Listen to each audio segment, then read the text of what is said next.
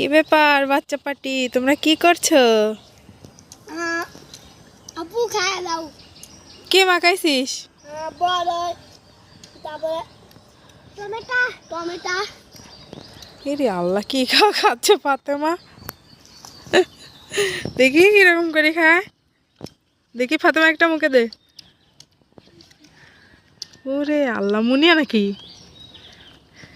কে মাখাইছে এগুলা? আমি।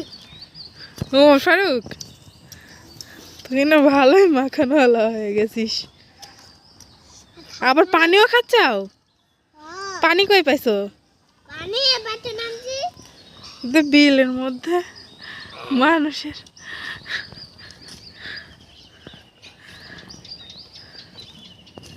তাহলে এই অবস্থা না।